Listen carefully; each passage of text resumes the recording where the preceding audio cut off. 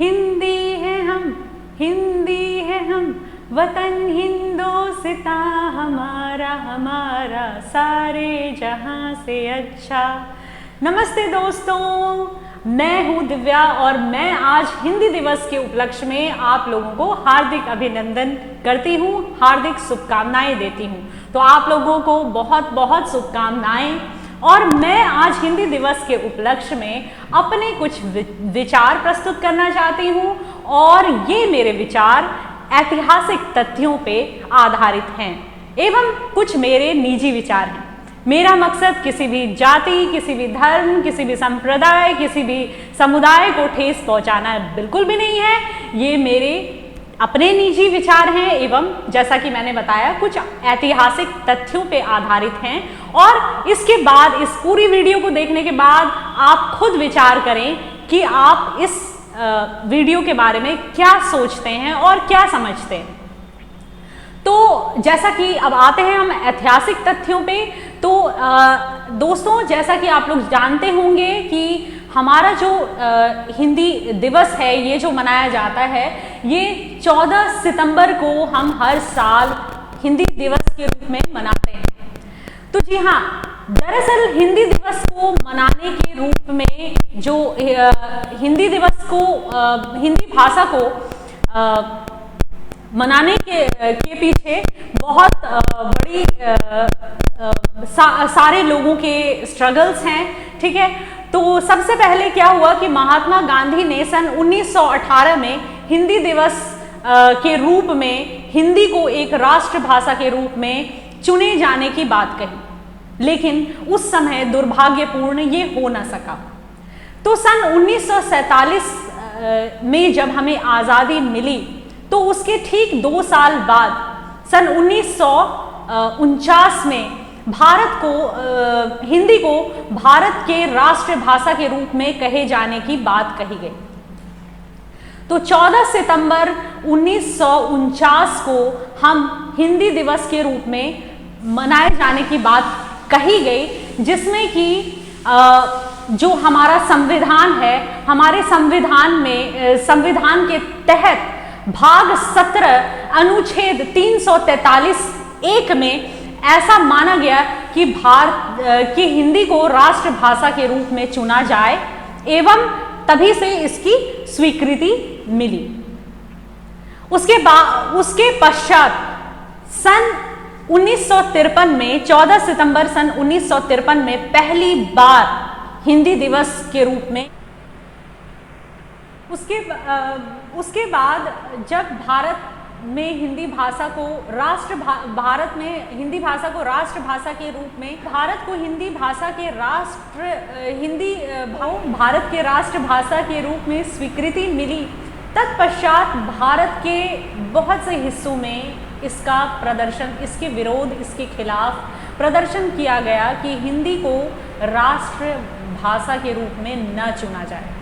दरअसल भारत एक ऐसा देश है जिसमें सभी जाति, सभी धर्म, सभी संप्रदाय के लोग एक साथ संगठित होकर रहते हैं और हमें काफ़ी गर्व है, हम सभी को इस चीज़ के ऊपर बहुत गर्व होना चाहिए कि यहाँ सभी जाति, सभी धर्म, सभी संप्रदाय के लोग एक साथ एक ही छत के नीचे रहते हैं।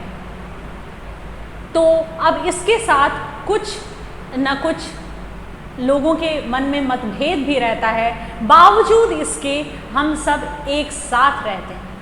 विविधताओं का देश है भारत और हमें बहुत गर्व है इस पर। जैसा कि आप लोगों ने सुना होगा, सन 1965 में भारत के अधिकतर हिस्सों में, खास करके तमिलनाडु प्रदेश में हिंदी को लेकर बहुत ज़्यादा विरोध प्रदर्शन किया गया। लेकिन मेरा मानना ये है दोस्तों कि हम आज अपने आप को एक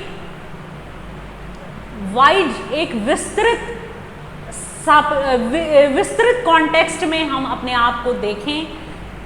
हम अपने आप को एक पर्टिकुलर राज्य का, एक एक राज्य का ना समझें, हम अपने आप को पंजाबी, गुजराती, बिहारी या फिर यूपी का ना देख करके या फिर एक पर्टिकुलर राज्य का ना देखकर हम एक विस्तृत कॉन्टेक्स्ट में इस चीज़ को देखें। और आप सभी को पता होगा हिंदी भाषा एक ऐसी भाषा है जो कि विश्व में तीसरी सबसे अधिक बोले जाने वाली भाषा है। तो हमें इस बात पे गर्व होना चाहिए, हमें इस बात पे अभिमान होना चाहिए कि भारत की एक ऐसी भाषा जो विश्व में सबसे अधिक बोली जाती है। लेकिन दुख तो इस बात का है दोस्तों, दुख तो इस बात का है मित्रों कि हम इसे वाइड कॉन्टेक्स्ट में ना समझकर एक पर्टिकुलर राज्य के होकर हम इस चीज़ से हमें परेशानी होती है कि सिर्फ हिंदी ही क्यों, जबकि हम ये भूल जाते हैं कि भाषा एक माध्यम होता है लोगों को जोड़ने का, भाषा एक माध्यम होता है लोगों को अपने करीब लाने का। हमें खुशी होनी चाहिए कि आज भारत के जिस भी कोने में जाते हैं, भारत के अधिकतर कोने में हम कहीं भी हिंदी भाषा का प्रयोग करते हैं और मन में हमें ये शांति होती है कि हमारे भावों को समझा जाएगा, हमारे भावों को पढ़ा जाएगा, हम एक दूसरे से संपर्क साध सकते हैं। बावजूद इसके हम सिर्फ एक पर्टिकुलर रीजनल लैंग्वेज पे फाइट करते हैं। क्यों ये मतभेद, क्यों? आज हमें बौद्धिक स्तर पर सोचने और समझने की ज़रूरत है।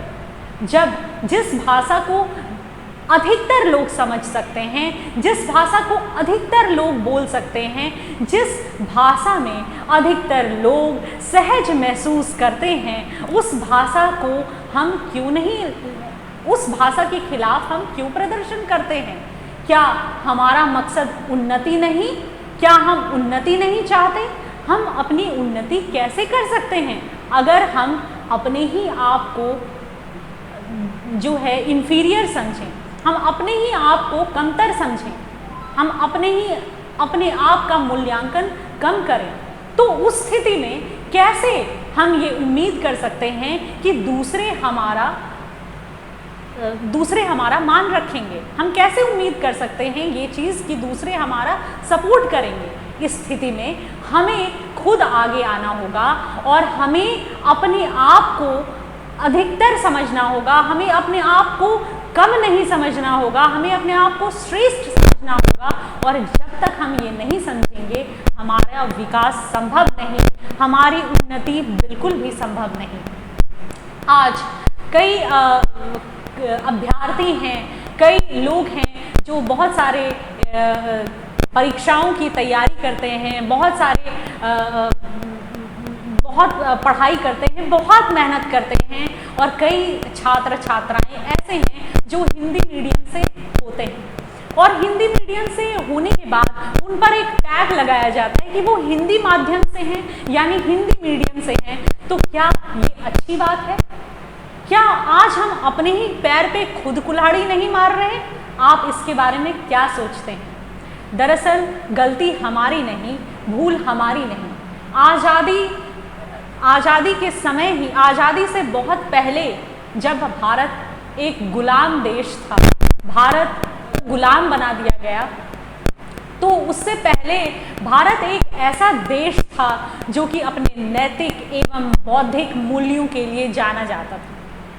तो हमें याद है सर मैक्यूले की एक छोटी डॉक्यूमेंट्री थी, उसमें उन्होंने कहा था कि भारत को तोड़ना एवं भारत पे राज्य करना असंभव है, क्योंकि भारत अपने नैतिक मूल्यों में, भारत अपने बौद्धिक क्षमताओं में, भारत अपने शारीरिक क्षमताओं में कई ऊपर।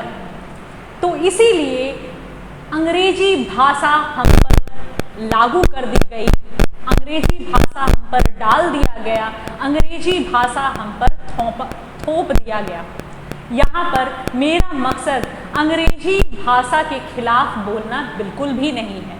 हम दोस्तों, मित्रों, बंधुओं, हम सारी भाषाओं का सम्मान करें, सारे भाषाओं की कद्र करें, लेकिन अपने आप को, अपनी भाषा को, अपनी मातृभाषा को कमतर ना समझें, अपने आप को कम ना समझें। क्योंकि यदि हम ऐसा करते हैं तो दूसरे हम पर बहुत ही आसानी से हावी हो जाएंगे, हम पे आसानी से चढ़ेंगे। और मेरी दूसरे कई लोगों से ये मेरी विनती है, हाथ जोड़कर आप लोगों की से प्रार्थना है कि जब आप भारत से बाहर जाते हैं तो आप वहाँ पर या फिर आप विदेशियों से मिलते हैं, कई हमारे विदेशी भाई बंधुओं से मिलते हैं, तो हम भारत को उस जगह पर रिप्रेजेंट कर रहे होते हैं, हम भारत को दिखा रहे होते हैं, हम भारत के बारे में बता रहे होते हैं। तो कृपया आप भारत के बारे में अच्छा परिचय दें, भारत के बारे में, भारत के भाषा के बारे में मान रखें, भारत के भाषा के प्रति इज्जत रखें, और इसे हम ऐसे ना देखें कि हम एक पंजाबी हैं तो पंजाब की भाषा होनी चाहिए, हम एक बंगाली हैं तो बंगाल की भाषा को भी स्वीकृति मिलनी चाहिए, हम एक बिहारी हैं तो हमें भोजपुरी को स्वीकृति देना है। हम इसे इस तरीके से ना देखें, हम इसे एक विस्तृत कॉन्टेक्स्ट में देखें और समझें हमारी बात को, और आप बौद्धिक स्तर पर सोचें कि क्या ये सही है। हम आज दूसरे को दिखाने के लिए चीज़ों को क्यों करते हैं, जबकि हिंदी हमारे लिए सहज है, जबकि हम हिंदी में अपने आप को सहज महसूस करते हैं, तो फिर इतनी मेहनत क्यों हम हिंदी में हम अपने छात्र छात्राओं को नहीं पढ़ा सकते, क्यों हिंदी बोलने पर हम एक दूसरे को कमतर आंकते हैं, जबकि ये इतनी विश्व में तीसरी सबसे बोली जाने वाली भाषा है। तो यदि हम अपनी भाषा की इज्जत नहीं करेंगे, हम अपनी भाषा की मान मर्यादा का पालन नहीं करेंगे, तो इसी तरह भारत बारंबार लोगों का गुलाम बनता रहेगा, लोगों का काम करता रहेगा। पर भारत को एक मजबूत और सबल देश के रूप में उभरना होगा।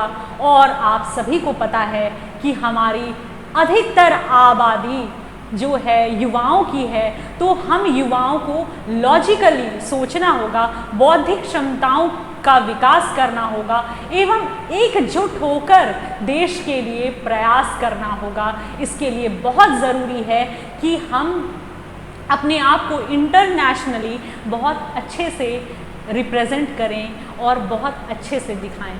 तो मेरा मकसद बस इतना ही था, आप लोगों को हिंदी भाषा के बारे में जितना कुछ मुझे पता था, जितना कुछ to the best of my ability मुझे लगा, मैंने अपनी फीलिंग्स आपके साथ शेयर की। नमस्ते।